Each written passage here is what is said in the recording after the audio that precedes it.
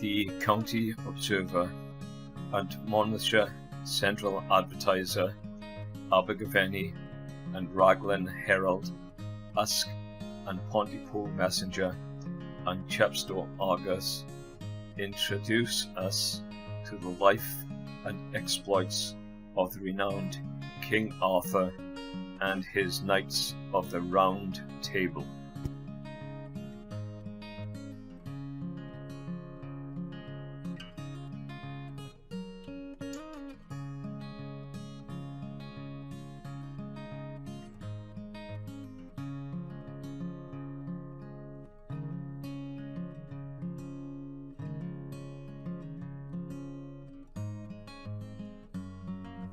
Chapter 7.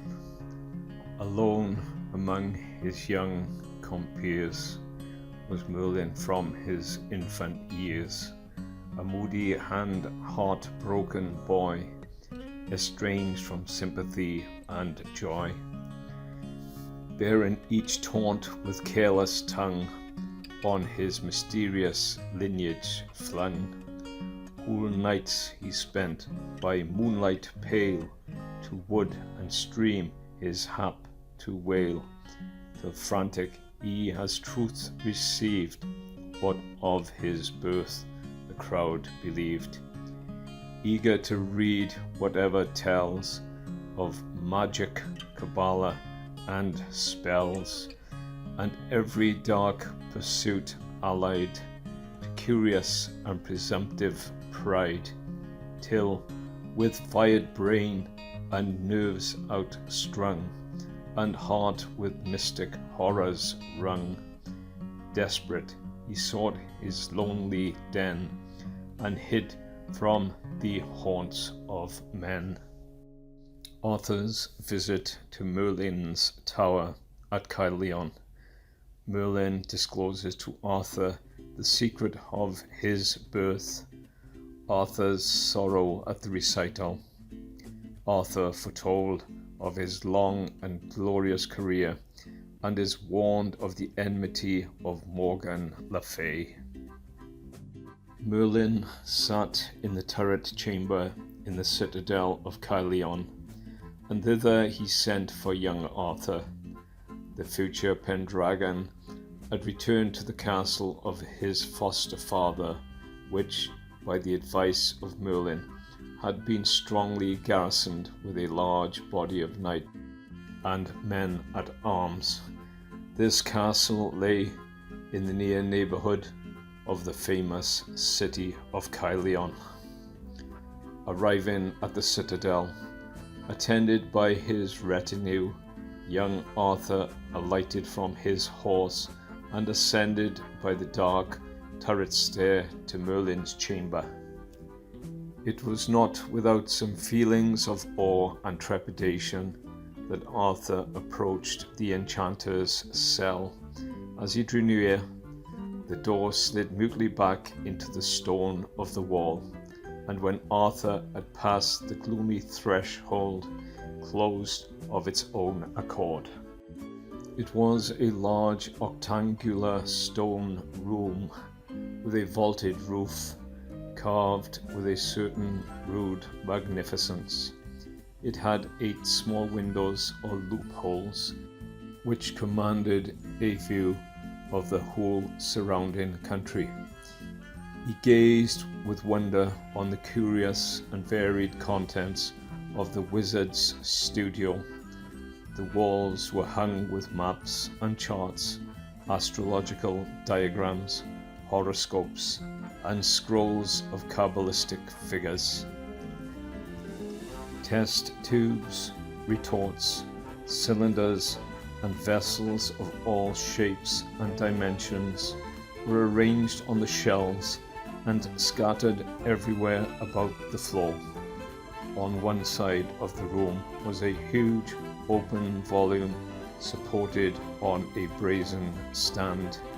Opposite to this, a large mirror hung against the wall. In one corner of the room, beneath a carved and wide-mouthed chimney, a great furnace was constantly burning.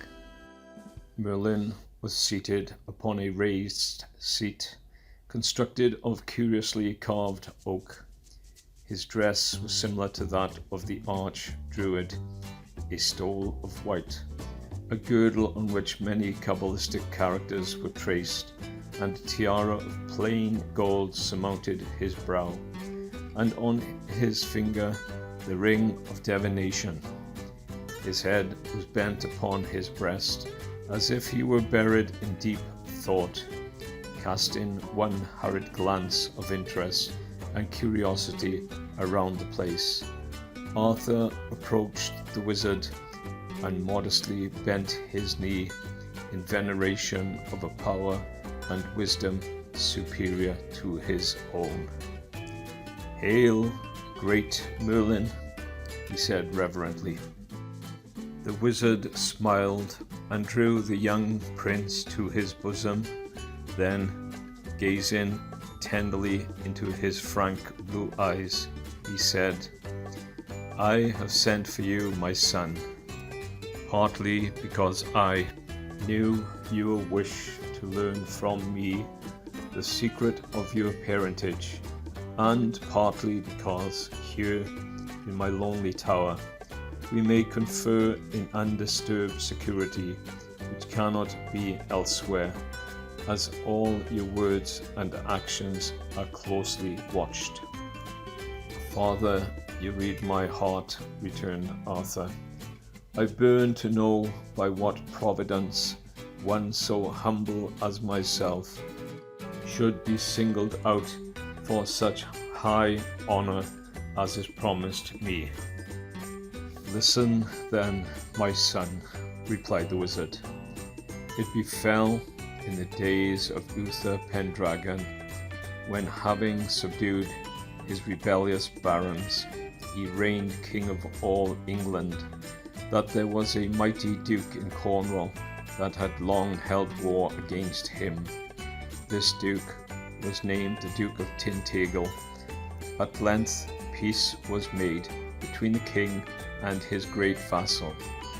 Then the king, disregarding my warning how ill would come of it, sent for the duke to come to court, and to bring with him his fair young wife Igerna. They came, and smitten by her beauty, King Uther loved her, and conspired against her husband's life, thinking by removing him he might gain possession of the hand of fair Igerna. I blush at such dishonour, unworthy of a churl, much more unworthy of a king," said Arthur, reddening. "You speak the truth, and the crime that followed brought its own punishment," answered Merlin. The Duke, advised by his wife and by his friends, fled the court, and retired to his Cornish fastness. The war was renewed, and siege was laid to the castle of Terrabil, whither the Duke retired, while the fair Igerna had been left by her husband in the castle of Tintagel, another of his fortresses. A furious sally was made by the Duke from Castle Terrabil, in which he was slain by Sir Ultius. Then the king sought the fair Igerna, and by my enchantment wrought it so that she, though a constant and virtuous lady, at first sight loved the king. "It cannot be," cried Arthur, starting to his feet, while his frank blue eyes dilated, and his lip quivered with indignation. "Would the great Merlin lend himself to arts so base? My son, thou knowest not to what lengths worldly ambition and the lust of forbidden knowledge will lead men onwards," returned Merlin. "But to my story. The king married Igerna, and in due time she bore a son, yourself, my noble Arthur. As soon as you were born, you were delivered by me into the hands of Sir Ector. I told him simply that it was by order of the king, who put command upon him that he should ask no questions. Sir Ector, knowing I was in the king's council, seeing the infant wrapped in cloth of gold, and being, moreover, a man of a large, warm heart, accepted the charge, and thus were you nourished by the knight and his wife. And dearer far are they to me than those unnatural parents who so deserted me, answered Arthur. Rather would I be the poor knight's son than what I am, since dishonour taints high blood like poison, and better foul water than poisoned wine. Merlin smiled on him with a look of sadness, mingled with self-reproach, but without heeding the remark, he continued hurriedly, "Within 2 years after your birth, the barons of Cornwall, friends of Igerna's first husband, eager to avenge the death of the Duke of Tintagel, revolted, and waged fierce war against the king. He at the time was sick, even unto death, but I foresaw that unless he went to the field, the battle would go against him, and thither he was carried in a litter. The conflict raged from sunrise until night fell, and on that day your knights, Sir Ulfius and Sir Brastias, did mighty deeds of arms, and won for King Uther a signal victory. The king returned to London speechless and dying. The barons came to me and asked for counsel. But heaven will have its will. His time was come, and death is inexorable. Yet my power extended thus far.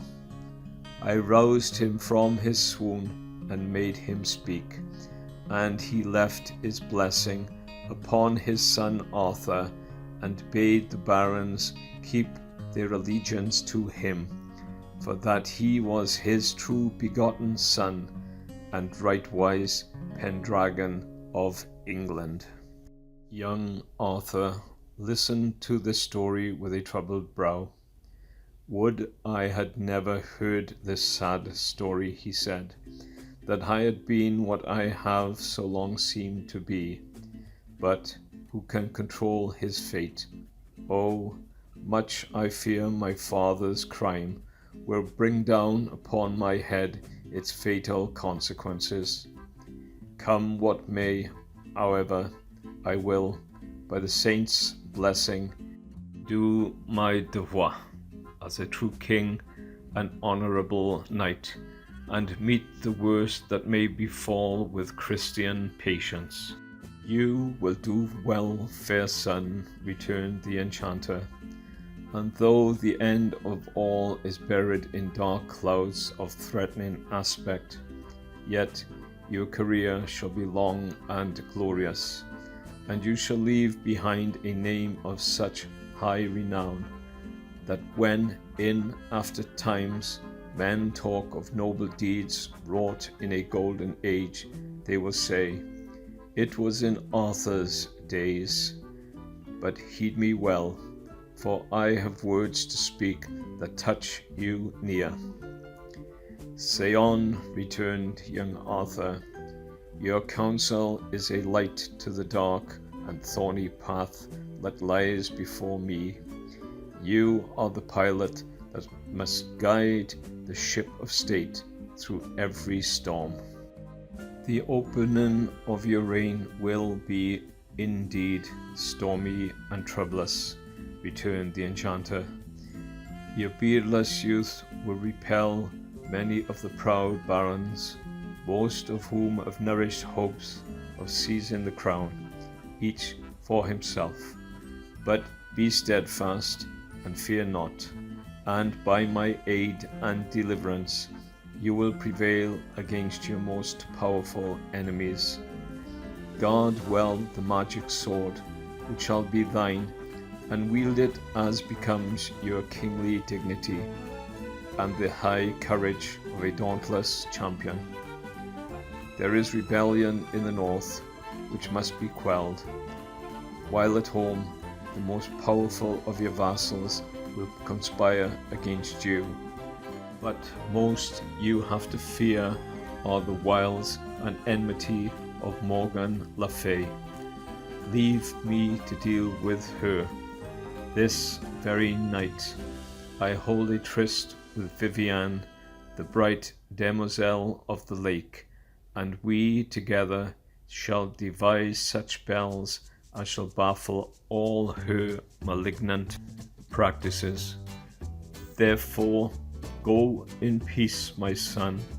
We meet again on the great day when you shall stand before all England, approved beyond a doubt and acknowledged England's king.